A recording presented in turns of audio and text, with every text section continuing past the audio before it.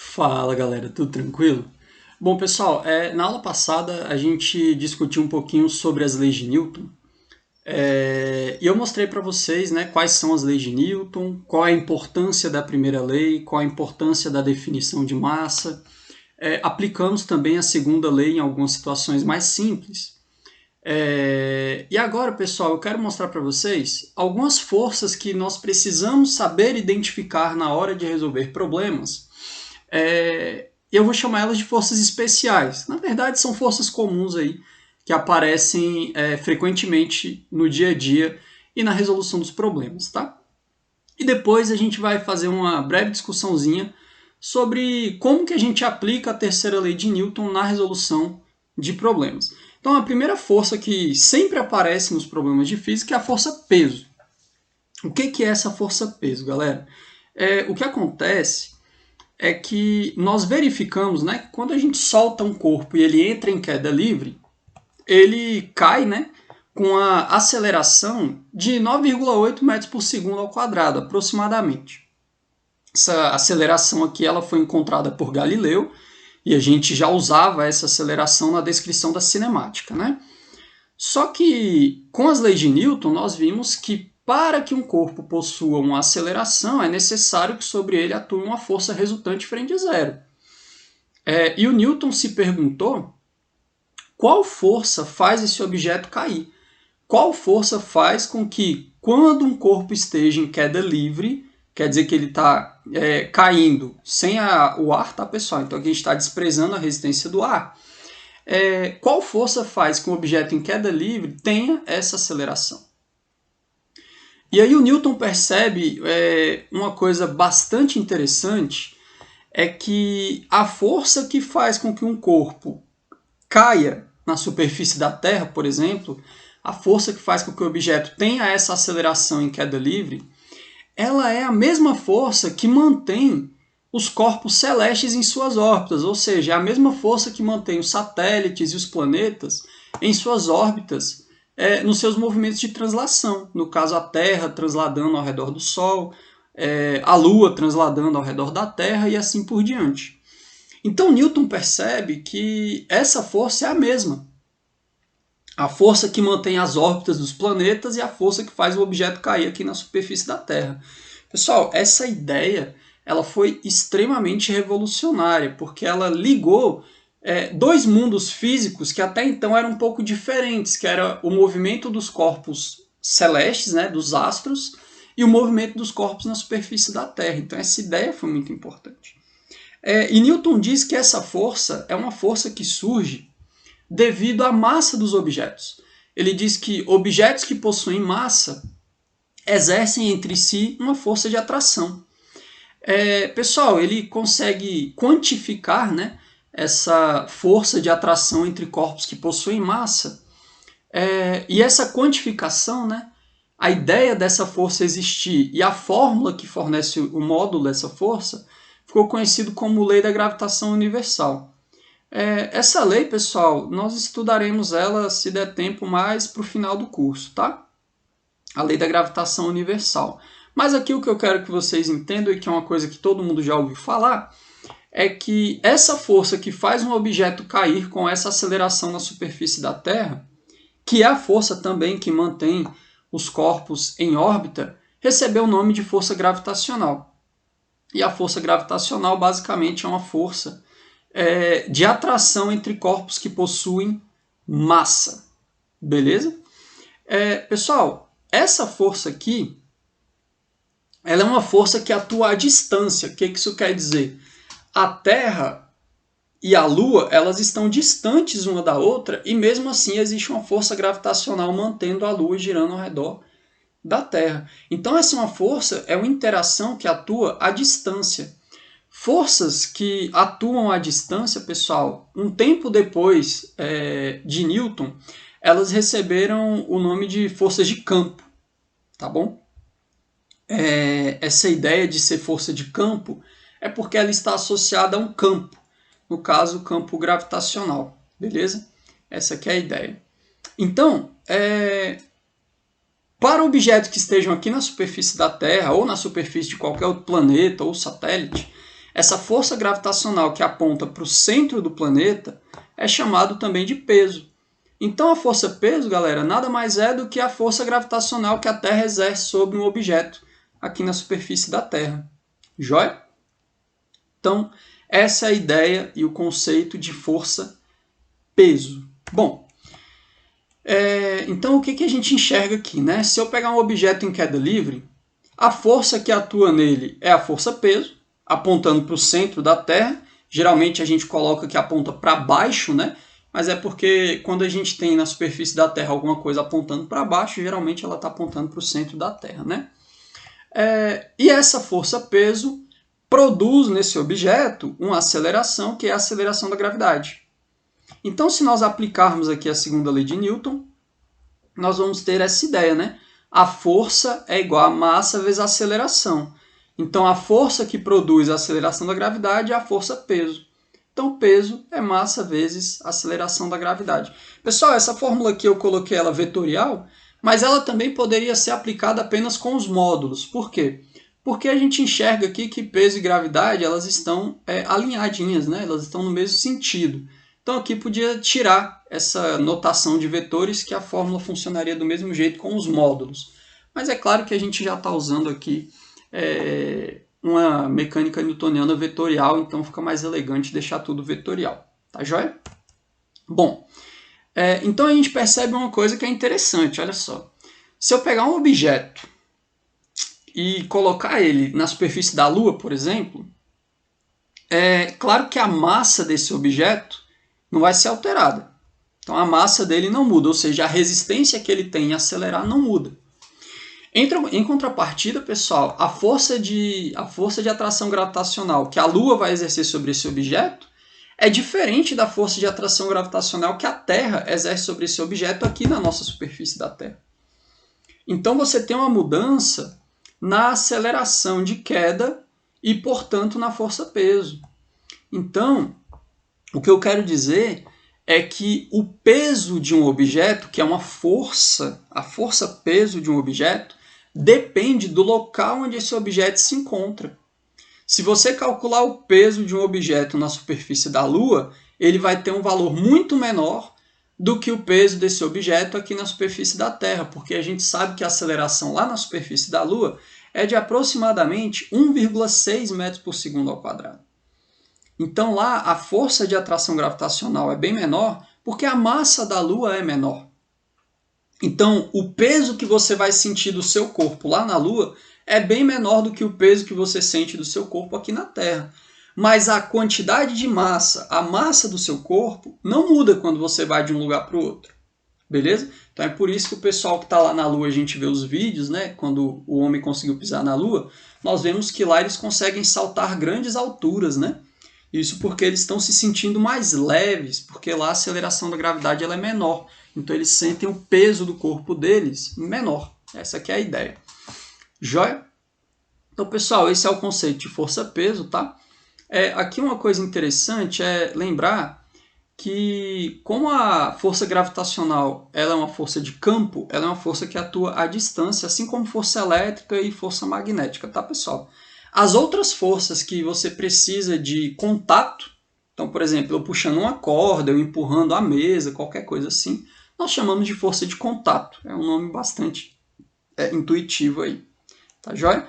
Então, esse é a primeira força especial que vai aparecer sempre nos nossos probleminhas, que é a força-peso. Tá joia? Tá aqui eu coloquei a ideia, né? Por ser uma força que atua à distância, hoje dizemos que a força gravitacional é uma força de campo, assim como força elétrica e magnética, e as outras são forças de contato. Tá joia? Pessoal, elas são chamadas de força de campo porque estão associadas a campos que foram... Essa teoria de campos ela foi desenvolvida um pouquinho depois de Newton. E aí nós conseguimos enxergar esse campo vetorial, campo de forças, que facilita na descrição matemática e na compreensão dessas forças que atuam à distância. Eles seriam meio que uma forma de explicar como que objetos conseguem interagir mesmo à distância. Essa ideia, pessoal, é uma ideia que foi muito revolucionária por Newton, porque entender que corpos exercem força uns sobre os outros à distância não é uma coisa tão simples assim. Hoje em dia nós aceitamos isso muito bem, mas na época isso realmente foi uma ideia muito revolucionária, né? Então, forças que atuam à distância, elas são forças que são geralmente intrigantes, e aí a gente tentava criar um modelo para explicar essas forças. E o modelo que surgiu após essa ideia de Newton da força gravitacional foi o modelo de campos, campo elétrico, campo magnético, campo gravitacional. E futuramente esses modelos também sofreram alterações aí, dependendo da teoria que você está analisando, tá? Bom, então essa é a força-peso. A outra força importante que aparece nos nossos problemas é a força normal. Essa aqui é uma força mais simples de entender, né? Quando um corpo está apoiado em uma superfície, ou seja, quando ele exerce uma força sobre uma superfície, essa superfície, mesmo que ela seja uma superfície aparentemente rígida, ela sofre uma deformação, né? Uma pequena deformação, então ela interage, né? As superfícies interagem uma com a outra, de tal forma que essa superfície empurra o corpo de volta. Então, essa superfície que está sendo comprimida, quando ela empurra o objeto de volta, essa força de volta é o que nós chamamos de força normal. E ela é uma força sempre perpendicular à superfície. Ou seja, ela é uma força que é sempre contrária a essa compressão, a essa força de compressão, né? Então, por exemplo, se nós pegarmos aqui um bloco em cima de uma mesa, o bloco está empurrando a mesa para baixo, está comprimindo essa mesa para baixo, então a mesa ela empurra o bloco para cima. Isso mantém o sistema em equilíbrio, né? Então essa força que a mesa está exercendo sobre o bloco é que nós chamamos de normal. Agora, pessoal, se você tiver aqui, por exemplo, alguém pressionando o bloco contra a parede também vai sentir essa compressão e vai responder com uma força oposta. Então a força normal aqui nesse caso, ó, ela já seria uma força na horizontal, sempre perpendicular à superfície de contato. Então é importante isso, por isso o nome, né? Esse normal aqui vem da ideia de que a força normal ela é sempre perpendicular, ou seja, ela é sempre normal à superfície de contato. Mesma coisa se o plano for inclinado, né? Se o plano for inclinado, a força normal é sempre perpendicular à superfície de contato. Então o bloco comprime ela para cá e ela responde empurrando para o lado contrário. Beleza? Nessa situação aqui, em geral, o objeto ele fica em equilíbrio na vertical. A normal ela se equilibra com o peso. Nesses outros dois casos, isso já não é verdadeiro. Outras forças podem ser relevantes aqui nesses outros dois exemplos, tá? Pessoal, um erro bem comum é pensar que, principalmente nesse primeiro exemplo aqui, é pensar que normal e peso formam par ação e reação. Isso não é verdade. Normal e peso não formam um par ação e reação. Se nós analisarmos com calma essa situação de um bloco em cima de uma mesa, a gente tem que analisar direitinho o seguinte: o peso ele é a força de atração que a Terra exerce sobre esse objeto, como nós acabamos de ver. Então, o peso é uma força de atração gravitacional. Então, a Terra está puxando o bloco para baixo, então o bloco puxa a Terra para cima. Então, forças que formam par ação e reação, elas atuam em corpos diferentes. Eu faço força em você, você faz força em mim. A Terra faz força no bloco, o bloco faz força na Terra. Então, a reação do peso é a força de atração gravitacional que o bloco está exercendo sobre o planeta Terra. Agora, a normal é o seguinte: o bloco está empurrando a mesa para baixo e a mesa está empurrando o bloco para cima. Então, a reação anormal que atua no bloco é a força que atua na mesa.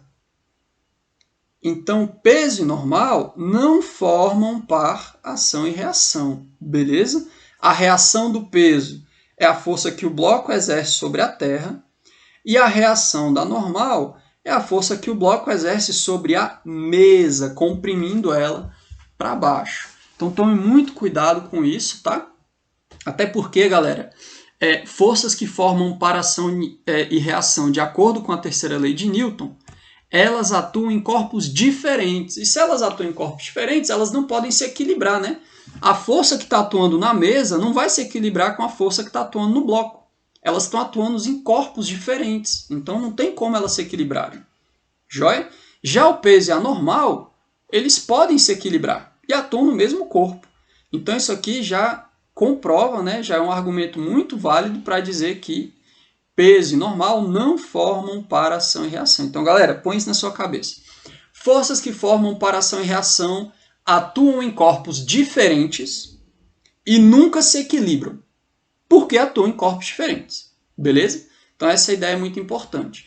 Então se você está desenhando duas forças que atuam no mesmo corpo, como aqui é o caso do peso e da normal nesse bloco, necessariamente elas não formam para ação e reação, tá bom? Então cuidado para não se enganar com esse detalhezinho aqui, tá? Então tá aqui só reforçando. A reação da normal é a força que o objeto exerce sobre a superfície de apoio, no caso sobre a mesa. E a reação do peso é a força gravitacional que o objeto exerce sobre a Terra. Tá joia? Do mesmo jeito que a Terra está me puxando para o centro dela, eu estou puxando a Terra para o centro do meu corpo. É claro que eu não consigo produzir uma aceleração significativa na Terra, porque a massa dela é infinita comparada a mim. Então eu não vou conseguir produzir uma aceleração significativa na Terra. Já a Terra consegue produzir uma aceleração significativa no meu corpo, porque a minha massa é muito pequena quando comparada à massa do planeta Terra, tá joia? Então essa aqui é a ideia da força normal, beleza? A próxima força interessante é a força de tração, tá, galera? Força de tração basicamente é a força que deixa uma corda tracionada, é uma força que deixa uma corda sendo puxada, tá? Então quando uma corda, fio, cabo, qualquer objeto desse tipo é preso a um corpo e esticado, a corda aplica ao corpo uma força orientada na direção da corda, né? Então essa força é chamada de força de tração, porque a corda está sendo tracionada. Então, por exemplo aqui, se eu estou fazendo uma força, se a corda está exercendo uma força num corpo de 50 newtons, a tração na corda vai ser de 50 newtons. Quer dizer que ela está sendo tracionada com uma força de 50 newtons, tá? Então, essa é a ideia da tração, basicamente é a força que traciona a corda e ela exerce essa força nos objetos, claro. E aqui, pessoal, é importante a gente colocar aqui que, em geral, nos problemas, nós vamos considerar uma corda ou um fio ideal. O que seria corda e fio ideal? É aquele que não influencia no problema que você está lidando ali. Então, para a corda não influenciar no problema, primeiro ela tem que ter uma massa desprezível. Então é sem massa, a gente desconsidera a massa da corda. E inextensível, quer dizer que ela não estica. Porque se a massa dela influencia no problema, ou se ela estica, aí a gente tem que levar a corda, né, as forças que atuam na corda e as alterações que ocorrem na corda em consideração. Isso dificulta bastante os problemas, que inicialmente nós não faremos isso. Então, em geral, é uma boa aproximação considerarmos aqui cordas ideais, que são cordas sem massa e inextensíveis. E nesse caso, a corda ela vai ter apenas a função de ligar os corpos, ou seja, de transferir a força de um corpo para outro. Então a gente vê aqui no exemplo, ó, se eu puxo a corda para cá, a corda puxa o bloco junto. Então a tração que eu estou exercendo aqui, né, a força que eu estou exercendo para tracionar essa corda, ela é transferida e atua no bloco. Então a gente pode entender aqui que quando a corda é ideal, ela tem apenas essa função de transferir a força que é exercida em uma ponta dela para outra ponta dela. Beleza? Então as forças nas duas extremidades aqui, elas vão ter mesmo módulo. Claro que sentidos opostos, né? Claro que sentidos opostos aqui. Tá joia? Então essa aqui é a ideia. Beleza? Bom, agora que nós vimos essas três forças aí mais comuns na resolução dos exercícios, eu vou resolver aqui dois exercícios, pessoal. Um primeiro para mostrar bem como que a gente usa a terceira lei de Newton na resolução de problemas. E um segundo exercício para mostrar de forma geral como que todas essas forças podem atuar no mesmo problema, tá joia? Então, o primeiro exemplo é esse aqui, ó. Uma força horizontal constante F, de módulo 20 newtons, é aplicada a um bloco A de massa 4 kg, que empurra um bloco B de massa 6 kg. Os blocos deslizam em uma superfície sem atrito ao longo de um eixo X. Então está aqui um eixo X e os blocos estão deslizando, não tem atrito com a superfície, tá? Aí eu quero saber a aceleração dos blocos. Claro que eles se movem em conjunto, né? Um está empurrando o outro, então eles se movem juntos, quer dizer que os dois vão ter a mesma aceleração. E eu quero saber qual é a força que o bloco A exerce sobre o bloco B. Essa que é a ideia da questão. E aí, pessoal, para resolver esse probleminha, nós temos que entender como se dá a interação entre os corpos A e B aqui, né? Então, você tem uma força empurrando o bloquinho A, o A está empurrando o B, e esse conjunto vai acelerar aqui para a direita e a gente tem que conseguir resolver esse problema com os dados fornecidos aí. A ideia aqui, pessoal, é relativamente simples, porque basta que nós entendamos, né, e a gente tem que conseguir enxergar todas as forças que atuam em cada bloco, e com isso a gente consegue construir a segunda lei de Newton para cada um. Essa que é a ideia da questão. Na verdade, 90%, todas as questões de leis de Newton, basicamente é isso que você tem que fazer. Você precisa enxergar as forças que atuam em cada objeto do seu problema e depois escrever a segunda lei de Newton para cada objeto e analisar o que você pode fazer com essas equações. Basicamente, esse é o método de solução de problemas que envolvem leis de Newton. Tá joia? Então, vamos lá. Se eu pegar aqui o bloco A sozinho, estou separando ele, vou selecionar o bloco A, eu quero representar todas as forças que atuam nesse camarada. A primeira força é óbvia, é a força F que está empurrando o conjunto para a direita. Então a força F atua nesse cara. É claro que o bloco A, como está na superfície da Terra, ele está sendo puxado pela Terra. Então existe a força gravitacional aqui que nós chamamos de força-peso. Então você tem uma força-peso aqui apontando para o centro da Terra, que em geral é uma força para baixo, né? Só que esse bloco A ele está apoiado em uma superfície. Então essa superfície aqui, a gente pode dizer que é uma mesa ou que é o solo, qualquer coisa assim. Essa superfície está sendo comprimida pelo bloco A devido à ação do peso.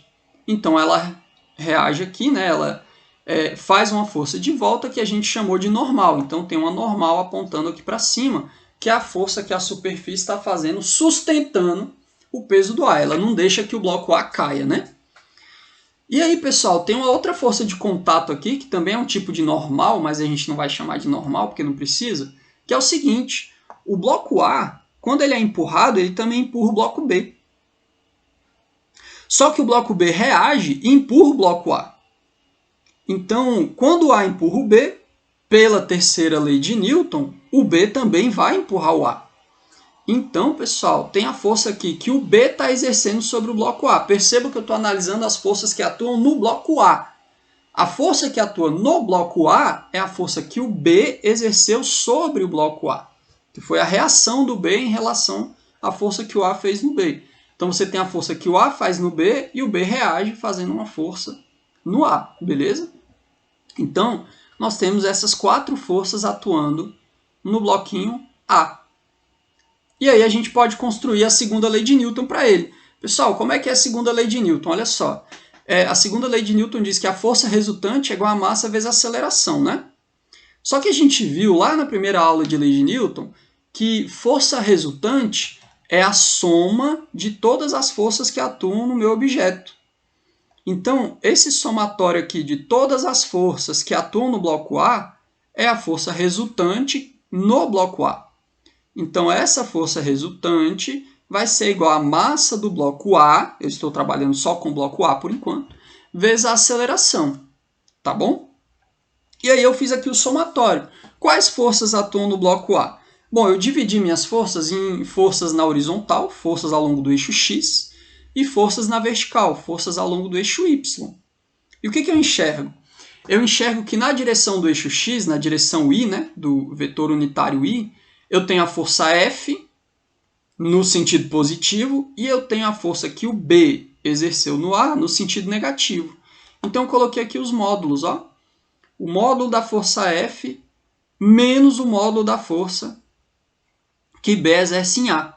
Por que o menos, galera? Porque está no sentido negativo do eixo X. Então está na direção, no sentido negativo do vetor unitário Y. Então está no sentido negativo, por isso que tem esse negativo aqui. Então na direção Y, na direção horizontal, nós temos F menos FBA. É a força F menos a força que o bloco B exerceu no A.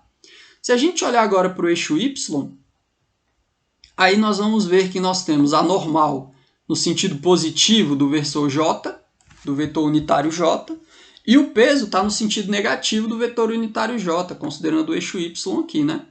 Então ficou normal de A menos peso de A. Perceba, galera, que como eu coloquei aqui os unitários aqui, dentro do parênteses eu coloquei o módulo dos vetores já, porque eles já estão nas direções, né? O vetor F está na direção I positiva. O vetor FBA está na direção I negativa. Mesma coisa para normal e peso, só que na direção J, beleza? Então isso é igual a massa do bloquinho A vezes a aceleração. Essa aqui é a ideia. Então eu coloquei todas as forças que atuam no meu corpo A e escrevi a segunda lei de Newton para o meu corpo A. Isso que eu coloquei aqui dentro é a força resultante que atua nesse corpo A. Tá joia? Agora eu vou fazer exatamente a mesma coisa para o corpo B. Quais forças atuam no corpo B? Ora, você tem a força que o A está fazendo no B empurrando ele. Então aqui, pessoal, ó, nós temos um par ação e reação, perceba. São forças que atuam em corpos diferentes, né? Possuem sentidos opostos e mesmo módulo, e mesma direção horizontal aqui no caso. Então essas forças, a força que o A faz no B e a força que o B faz no A, elas formam par ação e reação, beleza? Bom, quais forças atuam mais no B aqui? Ora, tem o peso do mesmo jeito e a normal do mesmo jeito. Ele está apoiado numa superfície, a Terra está fazendo uma força gravitacional nele, então peso e normal aparecem aqui também. E agora a gente escreve a segunda lei de Newton para o bloquinho B. Olha como é que vai ficar. Somatório das forças que atuam no bloco B é igual a massa do B vezes a aceleração. Quais são as forças que atuam no bloco B? Eu tenho na direção horizontal aqui, no sentido do vetor unitário I, a força de A em B. Então eu coloquei aqui, força de A em B, está no sentido positivo, né? Do eixo X. Então entra positivo aqui. Mas a mesma coisa, né, pessoal? A normal está para cima, então ela está no sentido positivo do vetor unitário J, e o peso está para baixo, está no sentido negativo do vetor unitário J.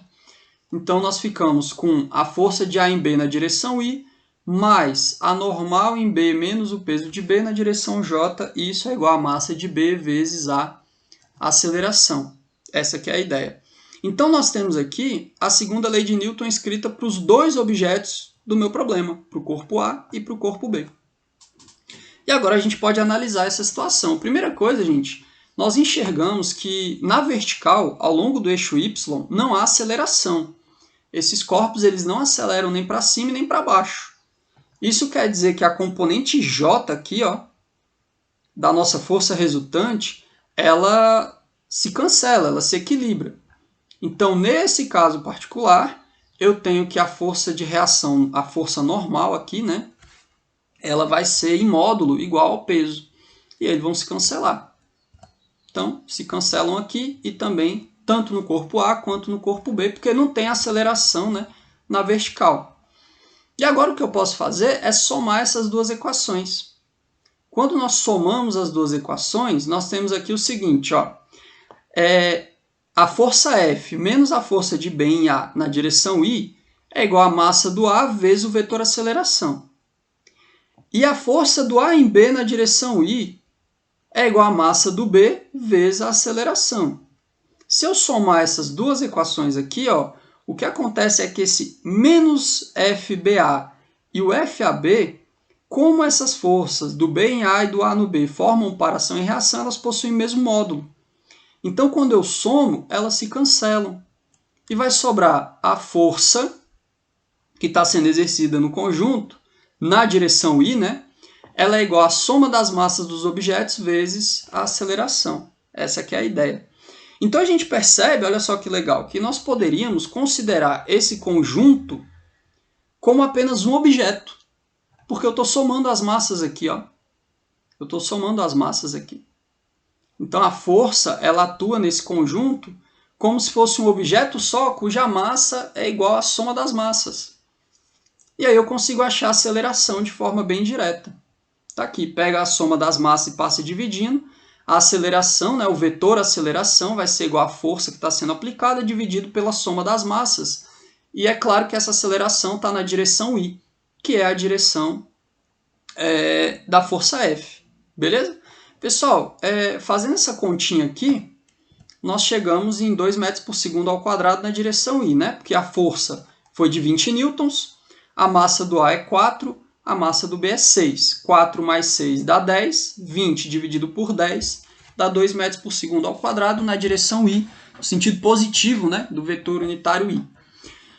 Achamos a aceleração. Aí você deve perguntar, professor, se esse conjunto se comporta como um bloco só, em que a massa é a soma da massa dos dois blocos, para que eu fiz isso tudo, né? Para que eu separei os blocos e analisei separadamente? Porque aí, pessoal, fica mais claro para você entender as forças que atuam em cada bloco. Então, aqui na letra B, ele me pergunta, por exemplo, qual é a força que o A exerce sobre o bloco B. Se eu não tivesse tido essa visão separada de cada bloco, eu não conseguiria resolver a letra B direito. Então, agora, o que eu enxergo? A força que o A exerce sobre o B, que é essa aqui, ó, ela pode ser obtida usando esse resultado da aceleração e substituindo ele em qualquer uma das equações. Perceba que eu escrevi a segunda lei de Newton para o bloco A e eu escrevi a segunda lei de Newton para o bloco B. Eu posso pegar essa aceleração e substituir em qualquer uma dessas equações que eu consigo descobrir a força que um corpo exerce sobre o outro, que o A exerce sobre o B e que o B exerce sobre o A.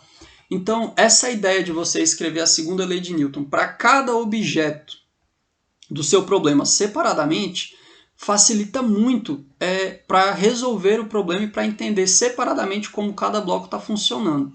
Beleza? Essa que é a ideia aí da questão.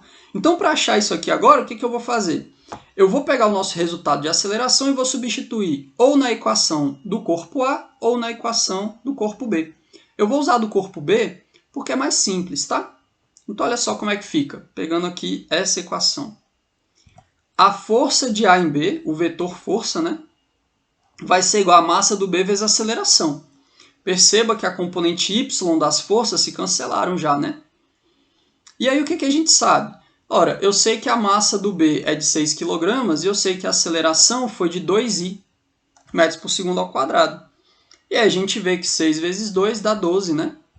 Então, o vetor força de A em B, ou seja, a força que o A exerce sobre o B, ela é igual a 12 newtons na direção I. Essa que é a ideia. Então, eu consegui encontrar a força que um exerce sobre o outro. Beleza?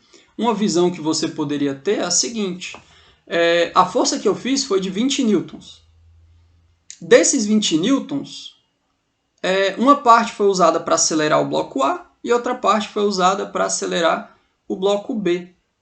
Quem transfere essa força aqui é o A, né? O A ele recebe a força F e faz uma força aqui no B. E a força que ele faz no B é de 12 newtons. Os outros 8 newtons foram usados para acelerar o próprio bloquinho A.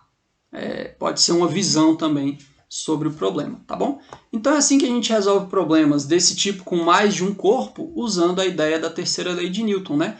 Já que a força que o A faz no B é uma reação da força que o B faz no A e vice-versa, tá bom? Essa aqui é a ideia. Bom, galera, feito esse primeiro exemplo, eu vou fazer aqui um segundo exemplo, que é o seguinte. No arranjo experimental da figura, não há atrito algum. O corpo A tem massa de 15 kg e o corpo B tem massa de 10 kg. Eu quero que determine a aceleração do conjunto e a tração na corda, né, pessoal? Então, nós temos aqui um plano inclinado. Você tem o bloquinho B pendurado, amarrado numa corda. Essa corda passa por uma roldana e a gente coloca ela presa no bloco A, que está aqui no plano inclinado. Esse plano inclinado ele não tem atrito. E ele pede aqui, pessoal, não coloquei, mas vamos considerar a aceleração da gravidade aqui igual a 10 metros por segundo ao quadrado, tá joia? Para facilitar aqui nas contas, tá bom? Bom, o que acontece então? Do mesmo jeito, eu tenho dois corpos. Então, eu vou colocar a força que atua em cada um deles separadamente. Então, primeiro no bloco B aqui, pessoal, o que eu sei que aparece aqui no bloquinho B? Eu tenho o peso, que é a força da atração gravitacional puxando ele. E a corda está puxando ele para cima. A gente viu que a força que uma corda exerce sobre um objeto é tração, né? Então eu tenho aqui a tração puxando ele para cima. No bloco A, mesma coisa, eu tenho o peso do A. Como o bloco A está apoiado aqui nesse plano inclinado, vai ter uma força normal perpendicular ao plano inclinado. E tem também a força de tração. Então, pessoal, tá aí as forças que atuam tanto no bloco B quanto no bloco A. Essa parte é uma das mais importantes da resolução do problema, pessoal. Identificar quais forças atuam em cada bloco. Agora que eu identifiquei, eu consigo enxergar que o bloco A ele tem um probleminha porque ele está com forças inclinadas aí, né? E aí é meio difícil de trabalhar com essas forças inclinadas. Nesse tipo de problema em que você tem um plano inclinado, é extremamente útil, ajuda bastante nós considerarmos que o eixo X ele está na direção da corda. Então eu vou colocar aqui meu eixo X na direção da corda e o meu eixo Y vai estar aqui perpendicular, né? Então ele vai estar perpendicular à superfície de contato, perpendicular ao plano inclinado aqui. Com isso, pessoal, é muito interessante que a gente decomponha o peso em relação à sua componente na direção X, que é a componente na direção da corda, e a componente na direção Y, que é a componente aqui, no caso, na direção da normal, né? Fazendo isso, nós temos aqui a componente X do peso de A e a componente Y do peso de A. Tá joia? E isso aqui vai facilitar o problema, porque eu consigo colocar todas as minhas forças na direção do eixo X e na direção do eixo Y. Então isso facilita na resolução do problema, tá joia? Bom, para achar esses pesos, as componentes do peso do bloco A, a gente precisa ver onde é que esse ângulo aqui está se encaixando, né? O ângulo de inclinação do plano inclinado, que no nosso caso é de 30 graus, onde ele se encaixa, né? E aí, pessoal, é fácil de mostrar aqui usando ou semelhança de triângulo, ou usando algumas ideias de retas paralelas, que esse ângulo de 30 graus, ele vem aqui, ele fica entre o vetor peso de A e a componente Y do peso de A. Ele aparece bem aqui. Para você enxergar isso, por exemplo, você pode traçar uma reta aqui, horizontal, e você vai ver que aqui esse ângulo entre a componente X e a reta horizontal também é de 30 graus, né? Por semelhança aqui, por exemplo. Então, esse ângulo aqui ele é complementar a esse, quer dizer que esse ângulozinho de cima aqui seria de 60 graus, portanto, esse aqui também é de 30 graus. É uma forma de enxergar isso, tá? Então, eu deixei como exercício para vocês tentarem mostrar que esse ângulo de inclinação do plano inclinado é igual ao ângulo entre a componente Y do peso de A e o próprio peso de A, tá bom? É um exercíciozinho tranquilo aí de perceber isso, usando um pouquinho de geometria aí. Bom, sabendo então que o ângulo de 30 graus é esse ângulo aqui, nós enxergamos que a componente Y do peso é adjacente ao ângulo. Então ela envolve cosseno.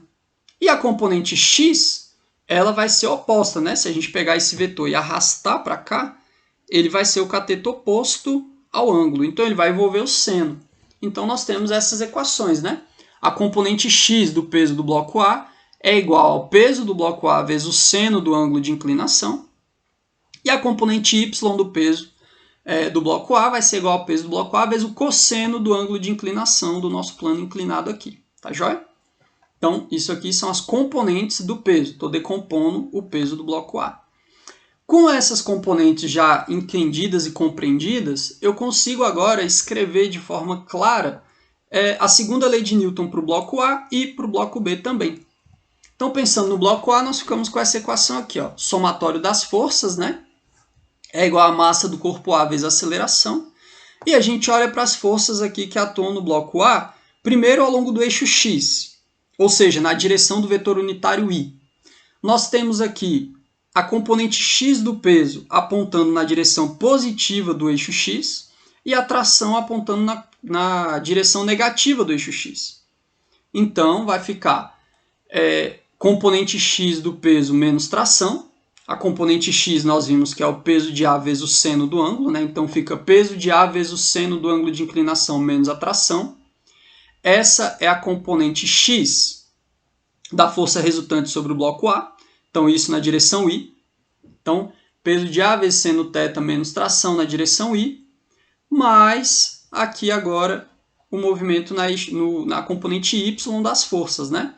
Então A normal está no sentido positivo e a componente y do peso está no sentido negativo. Então fica normal de A menos o peso de A vezes o cosseno do ângulo de inclinação. Esse produto é a componente y do peso de A. E isso tudo na direção J.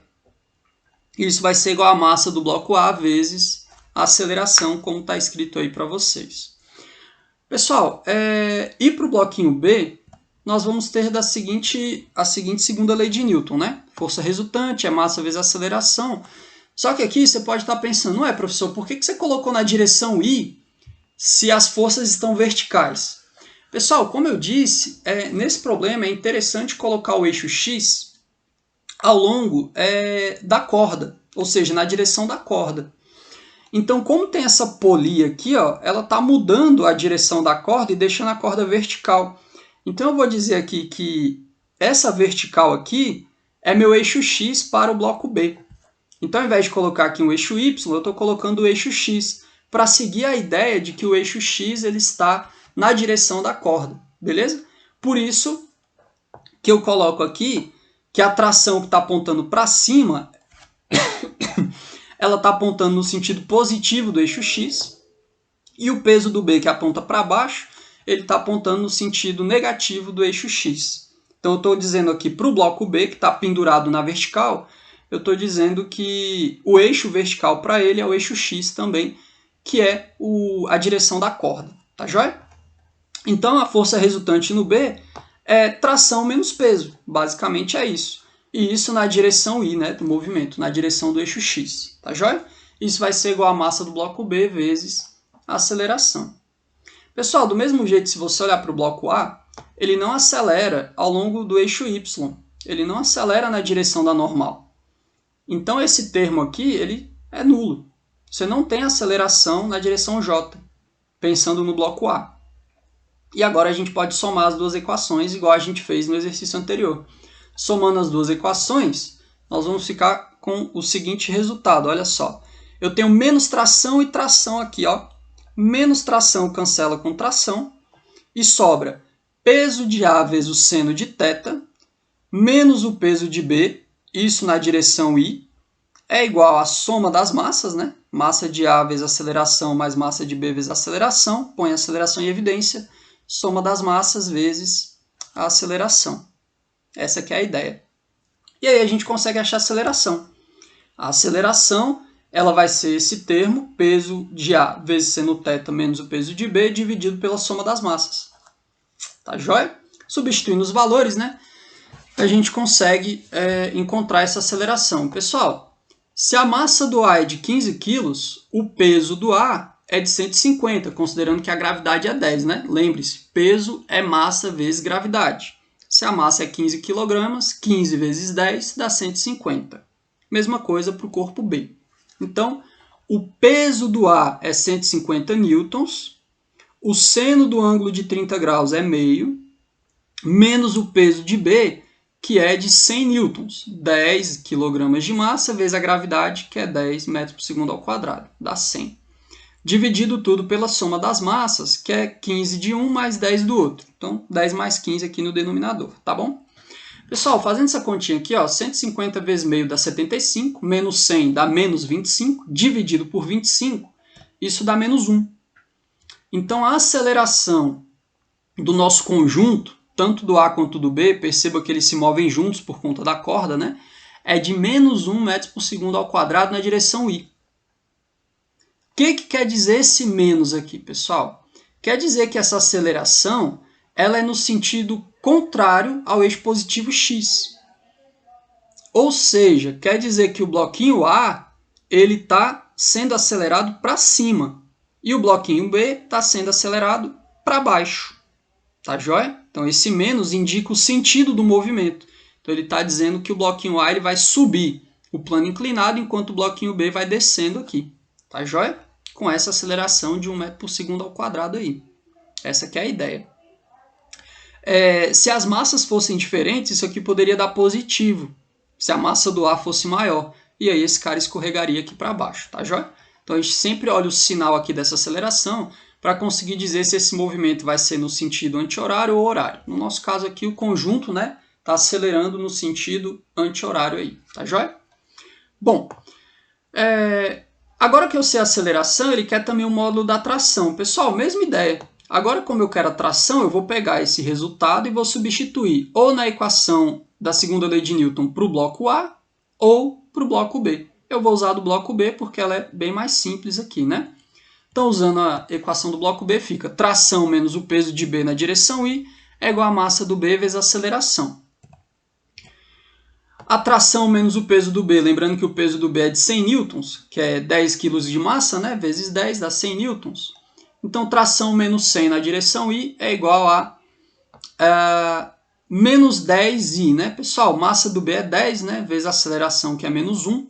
Isso fica menos 10 na direção I. As direções aqui se cancelam, né? Eu estou procurando módulo. Então, a direção da tração aqui para mim não está importando tanto, apesar que a gente sabe que nesse caso aqui está no sentido positivo do eixo I, do vetor I, né? Então, a gente chega para o seguinte resultado. Corta o I com I, esse menos 100 passa positivo, fica menos 10 mais 100, que dá 90 newtons. Então, a tração na corda é de 90 newtons. A gente descobriu isso pegando o resultado da aceleração e substituindo na segunda lei de Newton para o bloquinho B que nós já tínhamos construído. Beleza? Então, pessoal, essa é a maneira aí de resolver os probleminhas. Usando segunda lei de Newton e aplicando sempre, enxergando, né, quais forças atuam nos objetos, tá joia? E com isso eu acho que vocês conseguem fazer alguns exercícios aí sobre esse assunto. Futuramente nós vamos incluir mais uma força aí nesse problema, que é a força de atrito, que vai ser tema das nossas próximas aulas aí, tá joia? Por hoje é isso, até mais.